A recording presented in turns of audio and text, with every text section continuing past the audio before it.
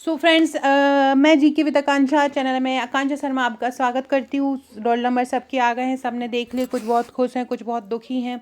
अब देखो, दुख उन लोगों को है जिनका एग्ज़ाम जल्दी है, लेकिन दुख उनको लेने की बिल्कुल ज़रूरत नहीं। जितना एग्ज़ाम लेट होता है ना, उतना वो प्रेशर माइंड में चलता ही रहता है कि अरे यार अब क्या होगा, अब क्या होगा। फिर वो चीज़ें सब चलती रहती हैं। और एक बात बताऊँ ना, जिनका होना होता है ना, वो चाहे 7 को हो, 10 को हो, 5 को हो, 8 को हो, वो जब होना होता है ना तो वो हो ही जाता है। और भले ही किसी का सबसे लास्ट में हो ना 25 अप्रैल को, तो भी होना ही होना होगा ना, तो उनका नहीं होगा। तो इसलिए इस चीज़ का बिल्कुल दिमाग से निकाल दो कि अब मेरा तो जल्दी है, अब मैं क्या करूँ, अब मेरा तो नहीं होगा। जो लोग आंगनवाड़ी कार्यकर्ता हैं वो भी अपना 100% दे के दो। ये मत सोचो कि अरे मेरे मुझे तो 2 एग्ज़ाम देना है, मेरा तो तब भी एग्ज़ाम होगा। बिल्कुल मत दो, क्योंकि ये आपके लिए एक बहुत बड़ी अपॉर्चुनिटी, स्पेशली फॉर आंगनवाड़ी कार्यकर्ता, क्योंकि आप लोगों को एक वेटेज मिल रहा है, उसमें 12 एग्ज़ाम देने का मिल रहा है। मैं कुछ यहाँ पे इम्पोर्टेंट टॉपिक बता रही हूँ। अभी जिनका एग्ज़ाम 7 तारीख से लेके 15 तारीख तक है, केवल उन्हीं टॉपिक पे फोकस करना। इसके अलावा मैं एक और चीज़ बोल रही हूँ कि आज और कल में, मतलब मैं रात को भी जो चौथा वाला सेक्शन है आपके सिलेबस का, उसका पूरा संपूर्ण रिवीजन करवा रही हूँ थ्योरी में फटाफट बोलूँगी। जिन चीज़ों को मैं स्पेशली बोलूँ, 2 से 3 बार बोलूँ, उन चीज़ों को विशेष फोकस कर लेना, वो एग्ज़ाम में आएंगे ही आएंगे, है ना। केवल वही क्वेश्चन टॉपिक बता रही हूँ जो आपको अभी रिवीजन करना है। जो छोड़ना है उनको बिल्कुल मत पढ़ो, अभी बिल्कुल भी ध्यान ही मत दो। स्पेशली उन प्रो टॉपिक को ध्यान दो जो अभी आपको करना ही है, ठीक है। तो मैं बता रही हूँ, ध्यान से समझते जाना और उन टॉपिक को नोट डाउन करके अभी से ही उनकी प्रैक्टिस करते जाना। और मैं वीडियो में भी मैं जो अगला वीडियो लेके आऊँगी, मैराथन वीडियो लेके आऊँगी सेक्शन 4 का, जो कि सुबह मैंने यूट्यूब पर अनाउंस भी कर दिया था कम्युनिटी के जरिए कि मैं एक रात को सीडीपी का लेके आऊँगी। तो वो मैं लेके आऊँगी, है ना। उसको देख लेना, आपका पूरा का पूरा 4th सेक्शन जो है ना कंप्लीट हो जाएगा। अब मैं कुछ स्पेशल टॉपिक बताने जा रही हूँ आपको। उन स्पेशल टॉपिक पर स्पेशली आप लोग है ना ध्यान देना। मैंने कोई कलर अच्छा ले लूँ कि आपको पढ़ने में भी अच्छा लगे।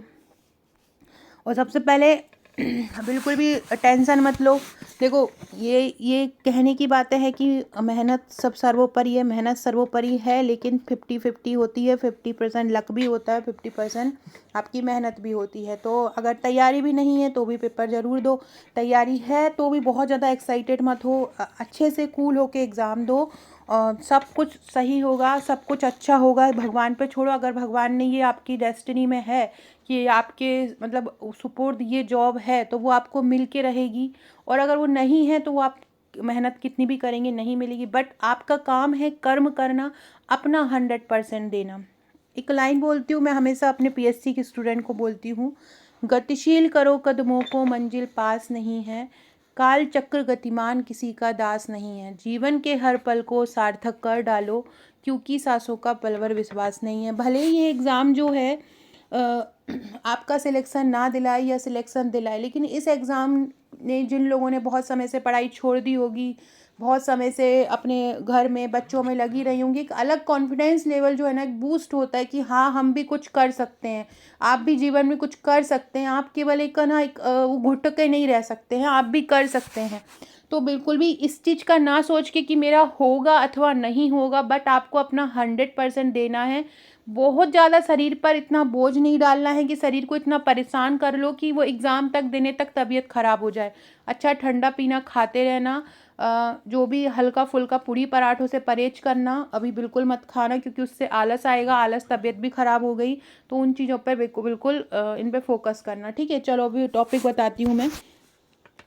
सबसे पहले आईसीएमआर रिपोर्ट पूरी रिवीजन कर लेना, स्पेशली किसकी, जो गर्भवती महिलाएं हैं उनकी, प्लस जो धात्री महिलाएं हैं उनकी, और प्लस जो नवजात है उनकी, ठीक है। ये 3 लोगों का जो विशेष फोकस याद कर लेना, आईसीएमआर, ठीक है। दूसरी जो आपको चीज करना है, आपको करना है टीकाकरण। टीकाकरण मतलब इतने अच्छे से करना है। अगर ये आपका टीकाकरण ही अकेले हो गया ना, तो सपोज करो आपके 8 नंबर पक्के हो गए। टीकाकरण आपको बहुत अच्छे से कर लेना है। टीकाकरण के साथ आपको कुपोषण करना है। टीकाकरण और कुपोषण हो गया आपका, तो समझ लो आपके 16 नंबर पक्के हो गए। टीकाकरण और कुपोषण मतलब आपके 16 नंबर पक्के, कोई नहीं ले जा सकता आपसे ये 16 नंबर, ठीक है। ये कर लिया आपने। इसके अलावा कुछ सामान्य बीमारी हैं, बीमारियों में स्पेशली आपको टीवी का स्पेशली बहुत अच्छे से कर लेना है। और ये मैं आज रात से कल तक में इतने सारे रिवीजन फैक्ट करवा रही हूँ। इसके अलावा मैंने सुबह भी एक वीडियो डाला था पोषण का, वही एक बार उसको पूरा रिवीजन कर लेना। उसमें मैंने बहुत सारे क्वेश्चन करवाए इंपॉर्टेंट जो एग्जाम में आ रहे हैं। ठीक है, टीबी को एक बार ही पढ़ लेना। इसके अलावा जो डीपीटी वाला जो वैक्सीन है और टीका है उसको एक बार ही पढ़ लेना, और निमोनिया। ठीक है, ये चीज रोगों को स्पेशली पढ़ लेना, इन पे ज़्यादा फोकस होता है। ठीक है, 4 ये टॉपिक हो गए। इसके बाद अगर मैं बोलूँगी अभी रिवीजन के लिए स्वास्थ्य की जो योजना है उन पर फोकस करना। 5वां है पंचवर्षीय योजना अच्छे से पढ़ लेना। स्पेशली जिन्होंने हमारा बैच लिया है, हम जीतेंगे बैच, या हमारा एमसीक्यू बैच लिया है, उसमें एमसीक्यू जितने करवाए हैं इन टॉपिक के, बस केवल वही पढ़ के जाना है और कुछ नहीं पढ़ना है।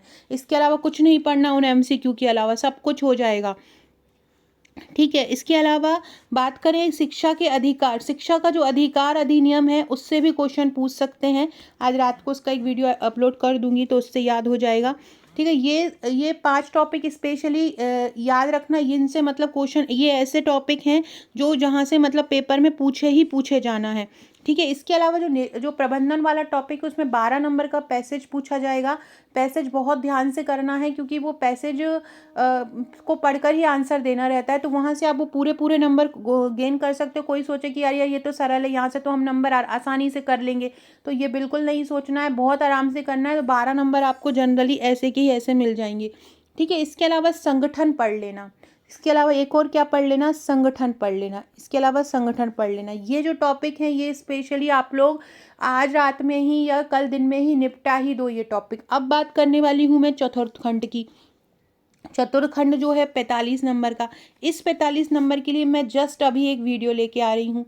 उसमें मैं विशेष आवश्यकता वाले बच्चे, उससे सबसे ज़्यादा क्वेश्चन पूछे जाते हैं।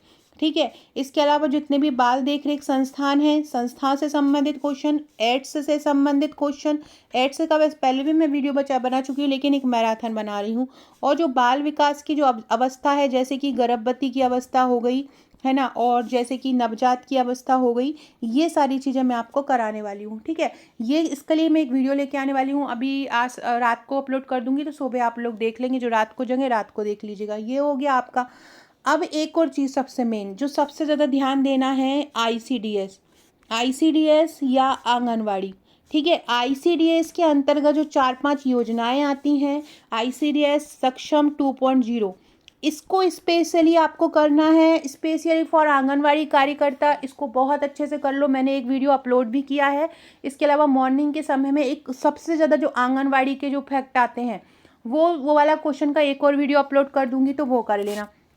इसके अलावा एक सेकेंड, इसके अलावा अगर आपने, हाँ ये देखिए, ये प्रबंधन की ई बुक है। अगर आपका थोड़ा सा पेपर लास्ट में हो, 12 के बाद हो, तो आप ये प्रबंधन की ई बुक मेरे को चैनल पर मिल जाएगी, या अधिनियम की ई बुक मेरे चैनल पर मिल जाएगी। ये हम जीतेंगे बैच है। इसमें क्या होगा, इसमें आपको एमसीक्यू भी मिलेगा, और इसमें आपको थ्योरी भी मिलेगा, ट्रिक के वीडियो भी मिलेंगे, ये सारा कुछ मिलेगा। और केवल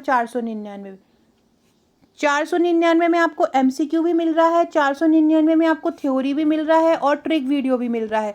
तो वो लोग ये बैच लेकर अपनी तैयारी, जिनका मार्च लास्ट में है, मिड मार्च में है, मिड अप्रैल में है, 1 अप्रैल में है, तो वो ये बैच ले सकते हैं। बाकी अगर आपको सारे टॉपिक के एमसीक्यू लगाना है, आप सोच रहे हैं कहीं पर ऐसा मिल जाए जो सारे के सारे एमसीक्यू आपको मिल जाए, तो आप हमारा ये एमसीक्यू वाला बैच ले सकते हैं। इस एमसीक्यू वाले बैच का चार्ज ओनली 399 है। आप ये एमसीक्यू वाला बैच ले सकते हैं। ठीक है, इसके अलावा बात करते हैं कि अब आपको क्या करना है। अब आपको कोई भी नया टॉपिक नहीं पढ़ना है, ज़्यादा डीपली प्रबंधन पे मत जाना, ज़्यादा बाल विकास पे मत जाना। बाल विकास मतलब जो सीडीपी वाला पोर्शन है, वर्ग 3 वर्ग 2 वाला, वो बिल्कुल मत पढ़ना। अभी मैंने बताया सीडीपी में कौन सा पढ़ना है, पोषण वाले में कौन सा पढ़ना है, मैंने बता दिया। ठीक है, इसके अलावा जो एनआरएचएम की योजना है, जैसे कि जननी सहयोगी योजना, जननी सुरक्षा योजना, ये जो योजना है इन पे फोकस कर लेना। यहाँ से एक क्वेश्चन बनेगा। ठीक है, इन टॉपिक पे मेन फोकस करके कर लो। बाकी जिन्होंने हमारा बैच लिया है, हम जीतेंगे या एमसीक्यू बैच, मैं आज उनको रात को जो क्वेश्चन भेज रही हूँ रिवीजन के लिए, बस वही पढ़ लेना। इसके अलावा कुछ भी मत पढ़ना। जिनका 7, 8, 9, 10 को एग्जाम, बस वही पढ़ लो और कुछ मत पढ़ो। इन्हीं से ही आपका एग्जाम निकल जाएगा। Okay friends, thank you.